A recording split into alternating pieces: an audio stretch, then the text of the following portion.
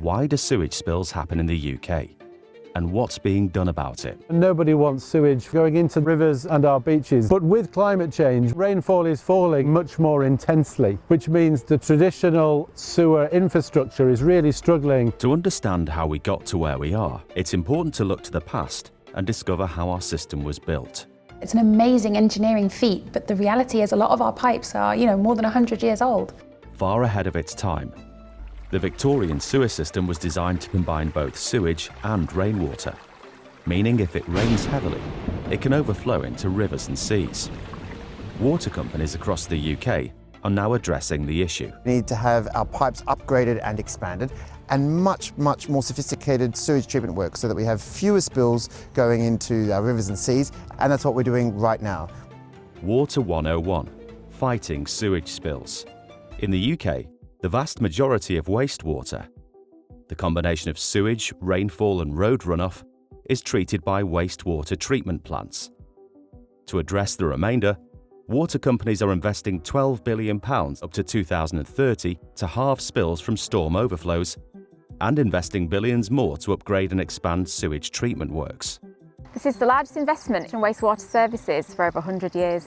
It'll enhance hundreds of miles of rivers and bathing waters. This is just an example of that. You can see this great big tank. So when it rains and the flow is beyond our capability of pumping on site, it starts to fill the tank with stormwater and stores it so that it's not spilling to river. When the dry weather comes, like today, the tank is drained and it gets pumped into the works and gets treated. And what then goes out to the lake is bathing water quality. Alongside new storm tanks and upgrades to existing wastewater treatment works, innovative new solutions are also being developed, like this one in Pontypool in Wales. This is the first storm overflow like this in the UK, designed to deal with a high operation storm overflow, but actually use nature to treat that wastewater and protect the river with this fantastic facility.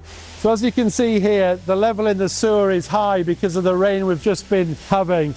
It's then overflowing in this chamber through the screen, which is keeping the debris in the sewer network. The diluted sewage is then heading down to the aerated reed bed and the wetland.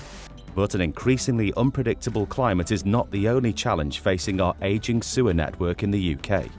It's also susceptible to items it was never meant to transport.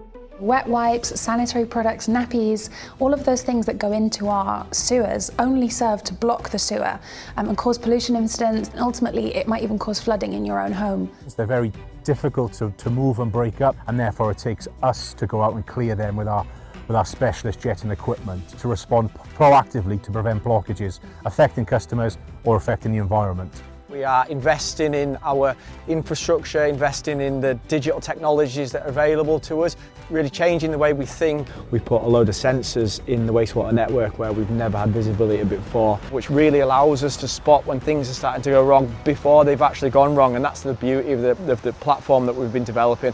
So what does all this mean in terms of protecting our rivers and seas from sewage spills? There's huge levels of investment and very exciting projects being delivered, improving the quality of our rivers and beaches. We're going to halve the sewage spilling into rivers and seas. We're going to replace our pipes at 3 times the rate that we used to. And that's going to ensure that we have a stronger system able to better cope with the pressures of climate change in a much cleaner environment as well.